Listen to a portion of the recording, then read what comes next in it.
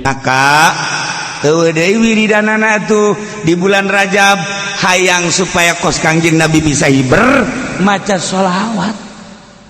maca sholawat sampai sapeting 4444 tuh siapa hiber hayang dibere 4444 geus ditihela we goblok hayang nama meureun baca sholawat tilu haju hiber mana aya saya sholawat kalau tasbih siap jangan isukan tali na kencengkeun loba boga tasbih geus aya batur hayangan jual lain tasbih jualan tasbih nah sholawatna teh nu mana nu urang resep eta akur jeung urang obat ge ieu obat bagus jeung dokter ieu obat bagus can pugu akur ka jeung akuran darahna tensina kan diakurkeun heula ternyata oh ieu mah paramek akurna nu ieu mah bodrek nu ieu mah prokol nu ieu mah itu padahal mah kolot tapi bodreksin beda atuh geus kitu bae pengobatan mah aneh ieu sih make bodreksin cager wallahu alam aing mah asal bodreksin cager berarti jiwana kanak-kanak ya budak nah baca sholawat loba-lobana sok ngeunang bae urang saminggu dicoba cek kiai sapoe-sapoe 4444 aing laksana gendang saminggu coba orang kikituan aing hiber tadi ieu mah keur dongeng doang ulah maca sholawat hayang bisa hiber atuh ulah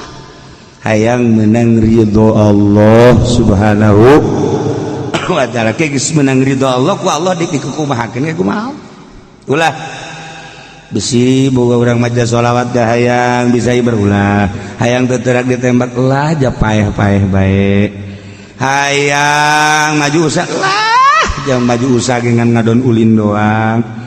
jauh duit nu aya ge tilok dibangunkeun ka masjid kamu sholat tilok ieu mah cenah kulo mah cenah hayang bisa ibadah we cenah ieu naon supaya maju usaha nu aya ge tilok berarti ngabohong mentak lolobana pang gede-gedena ngabohong mah pedagang sebabna ka kiai minta doana supaya maju cenah jang ibadah boro-boro geus aya hati ieu lain ka kiai masjid sia mah ka aing suzon bae goblok masjid salat haji salih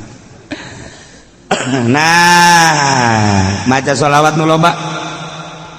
berang penting baca sholawat bae deuk sholawat munjiat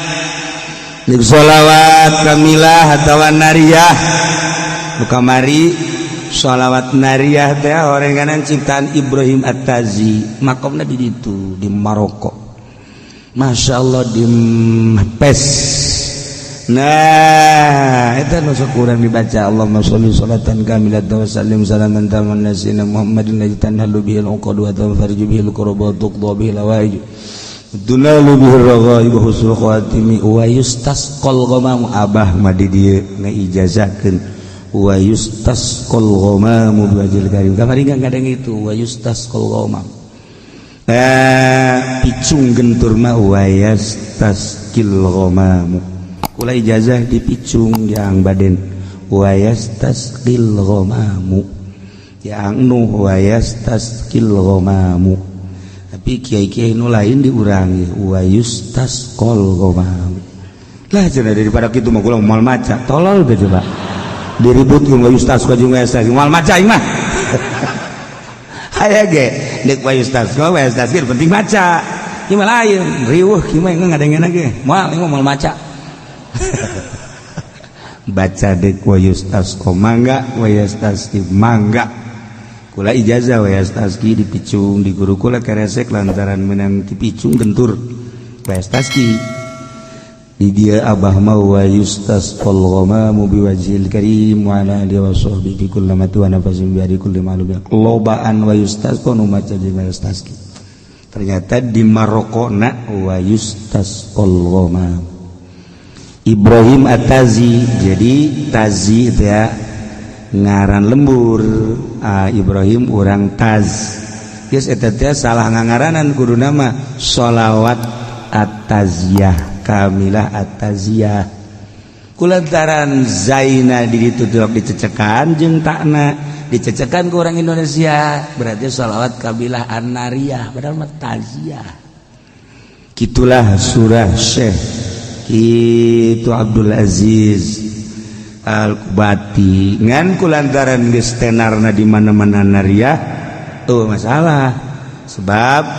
ieu sholawat bagaikan seuneu dina pada panas bisa ngahuru kasalahan-kasalahan ngahuru dosa-dosa ngahuru kabeung berat sok lobakeun geura maca sholawat eta hampang awak hampang sholawat eta mah ngan panas memehna sebab eta sholawat beda tamah beda sholawat eta mah dan mandak nu geus ijazah mangga baca nu encan ijazah kukula diijazahkeun sekaligus kabehaninya sholawat nariyah atawa taziah diijazahkeun ajaz tukum mobil tu nikah biar saya bisa nangani nikah doang. Nah baca saloba-lobana cenah kiai teu bisa sampai sabeting 4040 sebetulnya saminggu atuh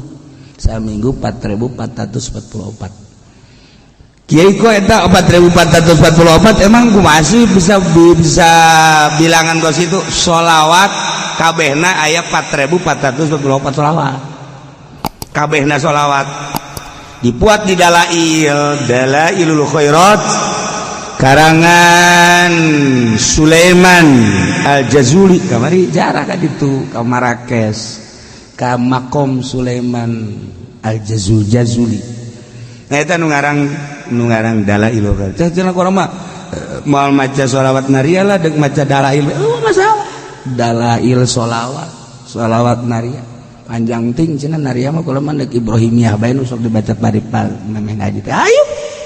sholli ala sayyidina Muhammad wa alihi kama shallaita ala kita ke panjang ting cenah kieu kula mah deuk Allahumma sholli ala sayyidina Muhammad bae masalah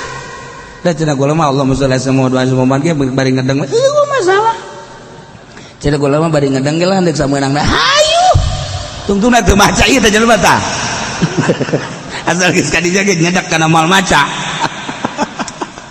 lain ngawungkulkeun di bagus-bagus edan di rendah-rendah ieu teh mutiara eueuh hiji mutiara anu ditembrak-tembrak di sisi jalan sanajan loba tukang cincin hating lain mutiara di etalase moal aya mutiara mah ditendeuna jadi wadah ke lamun anu nanyakeun ge dileubeungeut misalnya Haji Pendi di Jakarta nanyakeun mutiara beungeut kieu mah potongan mali kaluarga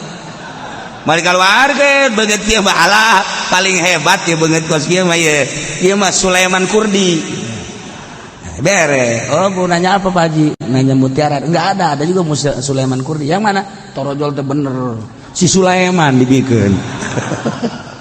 Tah nyana kena lebeungeut ongkos urang di Mekah ieu mah bangsa beungeut 10 real 20 real mal dibere. Tapi lamun tagog beungeut teh bangunna bener nya dibere. Nih 2000 real 3000 real neulebeungeut. Urang neangan kokan asli di Mekah di Madinah jeung Haji Pendi tek ceuli datang ka manggih we. Nyana neuleumpangna lempang nusugi kan lain kitu. Ai beda lempang nusugi mah tenang gak ada. Ieu mah rusuh. Saku masih caplin. Tegep nusugi mah lempangna ti lagu urusan kos kitu. Dijauh kade wah ieu sugih ka juga. Beda lirikna, beda lempangna tenang. Tilok teter-terkan kos kitu. Nanyakeun kok kan asih moal aya tapi lamun teh jeung nyana aya eta ka modelanana teh kos kitu nah ieu mutiara ge sarua urang lamun sholawat teu nganggap mutiara macana sambarangan tapi lamun urang nganggap ieu mutiara masyaallah mandi heula urang lantaran tas jeung pamajikan ya pasti mandi lah lain baca sholawat berarti tah mah baca sholawat khusus mandi nawaitu lamun penting nawaitu guslalis salam wal afiyah terus urang wudu bersuruh salat membaca sholawat ieu mutiara mun urang teu nganggap bahwa ieu sholawat mutiara urang sambarangan macan tapi lamun ieu lain sambarangan ieu mutiara loba waliullah ku maca sholawat ieu bisa nyaba ka alam malakut loba waliullah ku sholawat ieu bisa naon kitu ngaranna dibere ilmu laduni loba wali-wali Allah sholihin naon eta anggapan sholawat mutiara. Lamun teu nganggap sholawat mutiara urang api lain bae. Tapi lamun urang maca sholawat nganggap istimewa ieu mutiara, teu sambarangan jelema boga sholawat ieu jeung teu sambarangan jelema bisa maca sholawat ieu jeung teu sambarangan jelema mun maca sholawat ieu dibere maziah. Lamun teu nganggap ieu sholawat mutiara moal bisa, tapi lamun urang nganggap wah teu pati-pati mantap beda. Urang maca nage cara nuh maca sholawat teh lah ancan. Ang baden mun maca sholawat ancan kadenge ku urang ancan 11 memeh Jumat kadedengekeun bae maca sholawat an halu bihil qadu wa tanfariju bil la ancan sebab naon geus nganggap mutiara urang lain bang Allah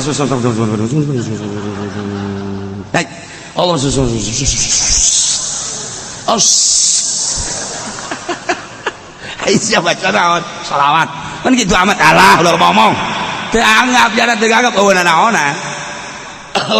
sebab teu anggap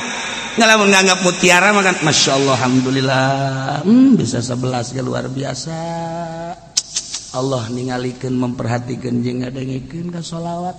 dimumule ku urang geus tamat 4444 waduh aing ge dibere kuat ku Gusti Allah ngaluarkeun duit kade ceng-ceng sia yatim kan nah ya dibere tah 1 juta yo sia yatim piatu ya 1 juta sia abdi mah rangda ye abdi mah rangda ngora nah 5 juta sia mah ye coba nomor SMS sabaraha sia mah sedekah teh sok aja efek samping tah ye anggap mutiara. Sebab gue lagi sok ningali jelema maraca salat teu nganggap mutiara naonan anggap mutiara lamun urang ngangkos urang boga wiridan naon gara-garana hizib teu nganggap mutiara malah naonan urang boga wirid ti guru al ayat saayat 2 ayat tapi teu nganggap mutiara weuh naonan komo ieu mah wahyu anggap ieu mutiara wah ya Allah urang apik macana moal kebel karasa ku urang. Nah, urang baca sholawat di jero bulan Rajab dari khusyuk anggap sholawat ieu mutiara. Ulah nganggap sepele ka sholawat. Lamun urang nganggap sepele asal maca bae mal karasana naon. Tapi urang dianggap mutiara, masyaallah kari urang ya Allah ya Rabb dibere bisa ya maca ieu. Dibere kuat ya Allah lain abdi nu misakeun jeung lain abdi nu nguatkeun Gusti ya Allah abdi geus dibere karomah ku Gusti dibere karomah teh artina kamulyaan bisa maca bisa kuat eta karomah nu mantak urang neangan karomah teh lain kudu bisa hiber urang neureun karomah teh lain kudu jelema bisa ngapung lain bisa silem lain karomah nu paling hebat diri urang dibere daek salat eta karomah ketika urang salat ya Allah ya Rabbi Gusti ieu teh nganang Gusti salat abdi dibere kuat batur nu garaga ge teu kuat abdi mah dibere kuat berarti abdi geus dibere karomah ku Gusti aing wali ieu tah aja sok tungtung jora jasa sia mah sok aju ngawalikeun maneh ieu cerita penghormatan ti Gusti Allah urang dibere kuat salat dibere kuat ngaji teh urang dibere darah rek ngaji ieu karomah ti Gusti Allah tatangga urang nu gagah nu gendut anu gembul teh daekeun ngaji urang mah anu dahar hese tapi ngaji ieu meureun ku gara-gara hese dahar jadi ngaji karomah ieu ti Gusti Allah daek ngaji diuk set ngadengekeun lamun lain boga kamulyaan ti Gusti Allah mal kuat nah hayang nyaho ka karomah urang dibere daek ibadah eta karomah paling rendah paling gampang paling deet eta adalah urang dibere daek ibadah eta karomah ti Gusti Allah hayang nyaho karomah mata eta kos kitu ngan haju ulah sok ngawali-wali urang kasalaman da jeung tetangga urang nu teu salat sia nyaho ka wali naon nya deh wali mah kudu boga karomah sakumaha nabi kudu boga mujizat mana sia karomah sia teu salat aing tah dibere karomah ku Gusti Allah daek salat eta wali aing cak anu disasalaman teh salat sia husudan teu tamun pelbahusu aing henteu teu lain karomah tah mah kos kitu mah penghinaan ti Gusti Allah kan sia pinter amat ye daripada sia salat teu husu mendingan aing teu salat waduh jadi ribut tungtungna nah geus ulah gaributkeun salat jeung teu salat pokona urang dibere daek ibadah ieu adalah karomah ulah hese-hese eta kos kitu karomah paling rendah tinggal diperbaiki salat urang diperbaiki ngaji urang diperbaiki engke karasa aya perbedaan nah ieu mah sakadar pangeling-eling isuk tanggal hiji Rajab menurut falaqat isulamun nairen isuk tanggal hiji adapun anu nanggalkeun minggu dan mangganya ngakeun ieu mah kula berdasarkeun sulamun nairen isuk